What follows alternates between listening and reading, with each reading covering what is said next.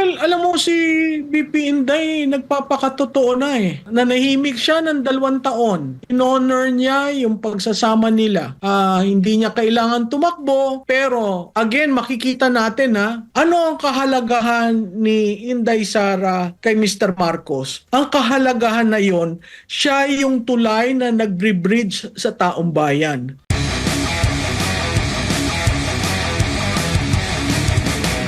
Ma'am, matindi po ang information divide ngayon sa Pilipinas, lalo po sa mga ahensya ng pamahalaan, lalo po sa pagpapaabot ng kanilang mensahe po sa ating mga Pilipino, sa ating nasasakupan. Sa nangyayari po ngayong araw, in your expertise bilang pong political strategist, paano po kayo naipaabot ni VP Sara sa atin, sa taong bayan, yung mensahe na gusto ipaabot ng kanyang tanggapan?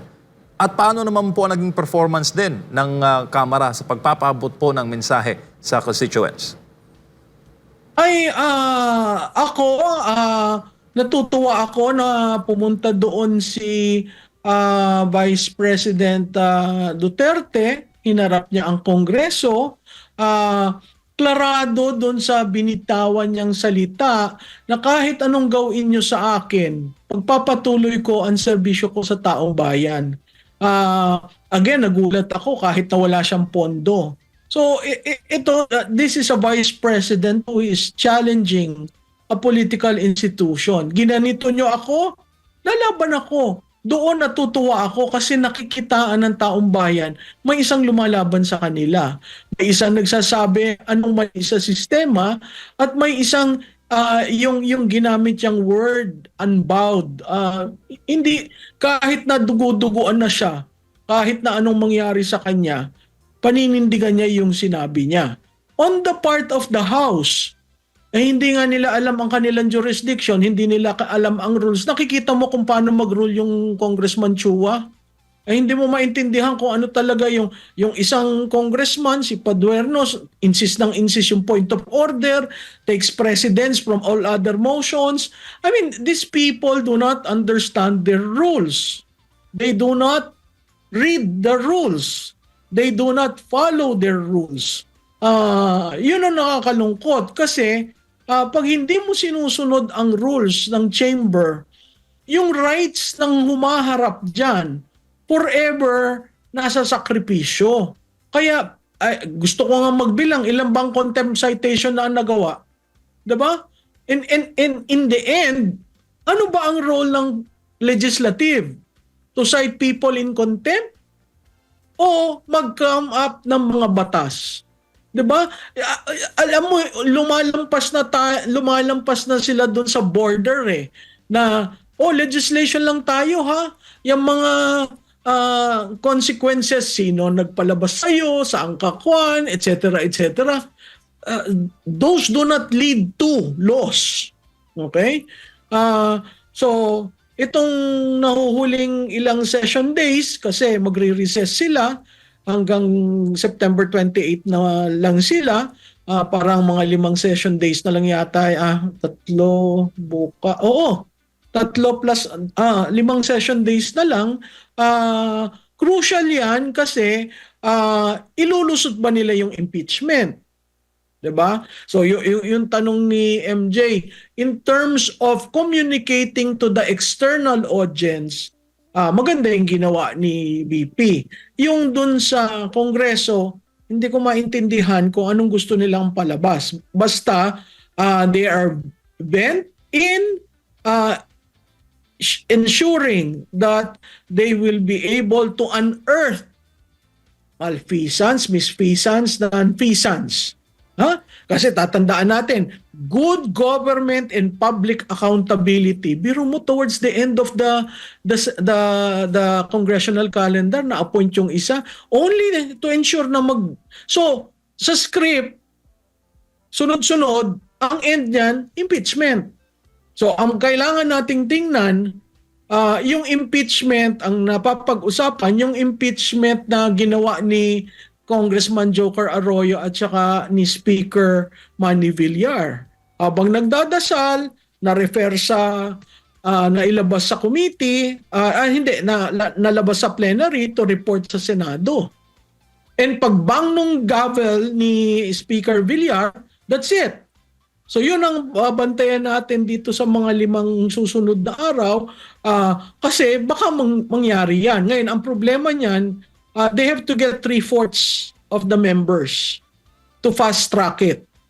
Ang balita ko, nasa 1/4 pa lang.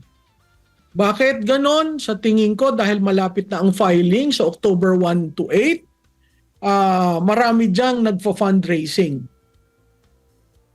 Tsaka ma'am, dito tayo lagi sa messaging na pinapabot na sa taong bayan. Halimbawa, ituloy talaga ma'am for the sake of conversation na yung impeachment bago po matapos ang budget season for this year 2025 or bago nila matapos yung mga sesyon.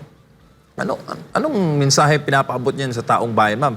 Ito magkakampi to ng eleksyon noong 2022 budget, wala na mga naging problema. 2023, may mga setbacks kaunti, pero nagkalabuan ultimately. 2024, mas lalo nagkalabuan at may mga pahayag pa kanina si VP Inday na never again sa mga Marcos. Anong masasabi mo doon, ma'am? Well, alam mo si VP Inday nagpapakatotoo na eh. Nanahimik siya ng 2 taon. In-honor niya yung pagsasama nila. Hindi niya kailangan tumakbo, pero again, makikita natin ano ang kahalagahan ni Inday Sara kay Mr. Marcos. Ang kahalagahan na yon, siya yung tulay na nagre-bridge sa taong bayan. Tinan mo ngayon lahat ng mga activities ni President. Hindi ba kakaunti ang tao? Hindi ba nanlalamig ang tao? Hindi ba kailangan may tagapalakpak pa para lahat pumalakpak? Nakikita natin yon. At hindi conscious itong administration na ito sa ganong optics. Kitang-kita ang epekto nang wala si VP Sara. Ngayon, yaang ifa-file nila ang impeachment, assuming ma-file nila ang impeachment, papasok tayo simula October 1 sa political season. Kasi magfa-file na ang mga candidates.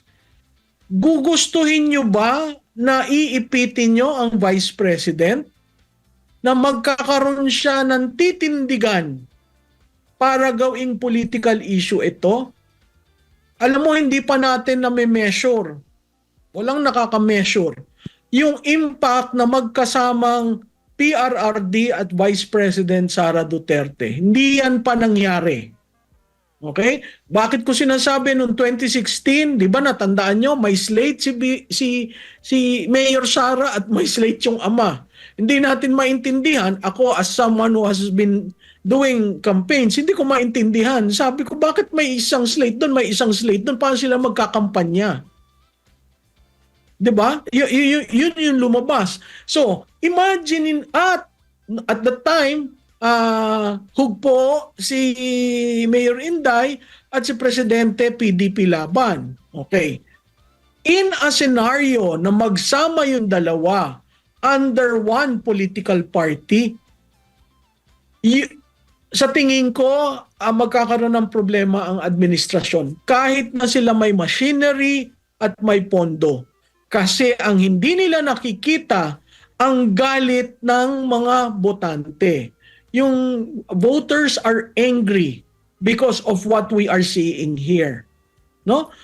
Galit ang botante dahil nakikita natin nanloloko ang ating mga nahalal, ang taas ng korupsyon, ang serbisyo publiko ay napakapangit, at tuwi na lang uulan, may baha, tuwi na lang rush hour, antindi ng wala kang nararamdamang gobyerno.